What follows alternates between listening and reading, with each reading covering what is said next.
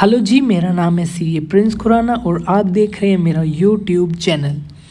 आज हम पढ़ेंगे पीजीबीपी का section 44 AA compulsory maintenance of accounts. किसको कंपल्सरीली मेंटेन करने पड़ते हैं? Books of accounts. देखो, maintenance of books of accounts and other documents by notified profession. This section provide that every person जो क्या कर रहे हैं, legal, medical, engineering, architectural profession, accountancy, technical consultancy, interior decoration या एनी अदर प्रोफेशन जो notify किसने किया? CBDT ने। अब सीबीडीटी ने क्या नोटिफाई किया प्रोफेशंस? कौन से? Film artist, actor, cameraman, director, music director, art director, editor, singer, lyricist, story writer, screenplay writer, dialogue writer, dress designer, the profession of company secretary, information technology professionals. Sir, क्या हमको ये जो सारे professions हैं इनको याद करना है? बिल्कुल भी नहीं। आपने क्या करना है, इनको सिर्फ रीड करना है। ठीक है, आपको वहाँ पे बताएंगे कि ये प्रोफेशन है और आपके दिमाग में आ जाएगा कि हाँ, ये मैंने 44 AA1 में पढ़ा हुआ है। ठीक, इनको क्या करना है, इनको प्रोफेशनल्स को बुक्स ऑफ अकाउंट्स जो है मेंटेन करने हैं। Prescribe books of accounts and other documents छोड़ो, rules pertaining to prescribe class of persons को क्या करना है, बुक्स ऑफ अकाउंट्स मेंटेन करने हैं। और फॉलोइंग केसेस दिए हुए हैं जिनमें लिमिट की बात की गई है। ठीक, एज पर रूल 6F में क्या बताया है कि अगर ग्रॉस रिसीट्स एक्सीड करती है 1,50,000 in all the 3 years immediately preceding the previous year. Previous year से पिछले 3 साल, ठीक है, प्रीवियस ईयर से पिछले 3 साल अगर ग्रॉस रिसीट्स तीनों सालों में 1,50,000 से ऊपर है तो क्या करना है, बुक्स ऑफ अकाउंट्स मेंटेन करने हैं। If the profession has been newly setup, अगर प्रोफेशन न्यूली सेटअप है तो पिछले साल में क्या 1,50,000 से ऊपर जानी चाहिए ग्रॉस रिसीट्स, तभी बुक्स ऑफ अकाउंट्स मेंटेन करनी है। ठीक, आगे prescribe books of accounts and other documents. क्या क्या बुक्स ऑफ अकाउंट्स मेंटेन करने हैं? Cash book, journal, ledger, carbon copies of bills अगर 25 से ऊपर है क्या bill, original bills and receipts अगर ₹50 से ऊपर है, ओरिजिनल बिल्स अगर 50 से ऊपर खर्चा है तो original bills. In case of person carrying on the, अगर कोई मेडिकल प्रोफेशन में है तो उसको कौन से बुक्स मेंटेन करने हैं? ऊपर दिए जो बुक्स हैं वो तो मेंटेन करनी है। इसके अलावा daily case register in form 3C और एक इन्वेंट्री रजिस्टर। क्या बोला? जो मेडिकल प्रोफेशन में है इनको ऊपर वाले तो सारे बुक्स मेंटेन करने हैं, इसके अलावा daily case register in form 3C। आपको ऑब्जेक्टिव टाइप क्वेश्चन भी आ सकता है कि डेली केस रजिस्टर जो मेडिकल प्रोफेशन में है डेली केस रजिस्टर मेंटेन करेगा form A, form AC, form 3, form 3C, ऐसा कुछ भी ऑब्जेक्टिव टाइप क्वेश्चन आ सकता है आपको, तो ध्यान रखना। एक इन्वेंट्री रजिस्टर उसको मेंटेन करना है। ठीक है, under broad head of stock of drugs, medicine and other consumables as on the first and last day of the previous year. ठीक, प्लेस कहाँ पे उसने अपने बुक्स ऑफ अकाउंट्स को रखना है? जहाँ पे वो बिजनेस कर रहे हैं। The books and document shall be kept and maintain at the place where the person is carrying on the profession. और वेयर अगर एक से ज़्यादा है, where there is more than 1 place तो प्रिंसिपल प्लेस ऑफ बिजनेस। अगर वो if he maintains separate set of books, ठीक, तो एट रिस्पेक्टिव प्लेसेस पे वो क्या करेगा, बुक्स ऑफ अकाउंट्स को रखेगा। मेरे को फाइनल लेवल पे इसमें से place at which books to be kept and maintain, इस पे मेरे को फाइनल लेवल पे ऑब्जेक्टिव टाइप क्वेश्चन आया था। ठीक है, कि बुक्स ऑफ अकाउंट्स के बारे में बताओ कि वो कहाँ पे रखेगा। तो इसलिए किसी भी चीज़ को स्किप मत करना कि हाँ ये तो मैं कर लूँगा, ये एक बार पढ़ी होगी। ठीक, अच्छे से पढ़ना, दिमाग में रहेगी, एग्ज़ाम में अपने आप कर पाओगे। Period for which books of accounts and other documents are required to be kept and maintained by the notified professionals. Central board of direct tax ने बोला है कि आपको जो बुक्स ऑफ अकाउंट्स है ना वो मेंटेन करने हैं रेलिवेंट असेसमेंट ईयर के ख़त्म होने से 6 साल, रेलिवेंट असेसमेंट ईयर के एंड से 6 years तक आपको बुक्स ऑफ अकाउंट्स मेंटेन करके रखने हैं, संभाल के रखने हैं, इसका ये मतलब है।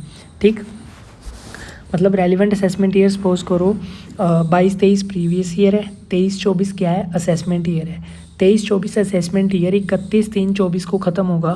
ठीक, 22-23 प्रीवियस ईयर है असेसमेंट ईयर 23-24 से 31/3/24 से लेके 6 साल आपको क्या करना पड़ेगा, बुक्स ऑफ अकाउंट्स मेंटेन करनी पड़ेंगी। अब एक इलस्ट्रेशन कर लेते हैं। विनोद क्या कर रहा है, person carrying on the profession as a film artist. हमने ऊपर पढ़ा था ना, फिल्म आर्टिस्ट जो नोटिफाई किया CBDT ने, इसकी ग्रोस रिसीट्स हैं प्रोफेशन से 3 साल की बताई हैं, ठीक है। अब याद है ना आपको, उन्होंने बोला था कि अगर कोई प्रोफेशनल है उसको बुक्स ऑफ अकाउंट्स मेंटेन करनी है अगर पिछले 3 साल उसकी रिसीट्स 1.5 लाख से ऊपर है, या न्यूली सेटअप है तो पिछले साल 1.5 लाख से ऊपर है। ये क्या है, फिल्म आर्टिस्ट है, इन्होंने बताया नहीं कि न्यूली सेटअप है, हम मान के चलेंगे कि ये पुराना काम कर रहा है, पुराना बिजनेस है इसका, ठीक है, पुराना प्रोफेशन है, तो पिछले 3 साल 1.5 लाख से ऊपर है तो इसको बुक्स ऑफ अकाउंट्स मेंटेन करनी है, ठीक। सारी प्रोविज़न हमने रिवाइज कर ली।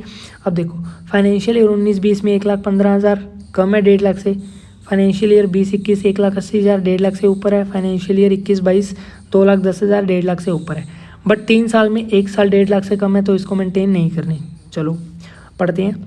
Every person carrying on the profession जो नोटिफाई किया है ऑफिशियल गेजेट में to maintain such books of accounts and other documents as may enable the assessing officer to compute. Rule 6F, a person carrying on the notified profession shall be required to maintain books of accounts अगर if his gross receipts in all the 3 years immediately preceding previous year exceed है 1.5 लाख, या फिर new profession है तो 1.5 लाख उस साल में ज़्यादा होनी चाहिए, मतलब 1.5 लाख से ज़्यादा होनी चाहिए gross receipts.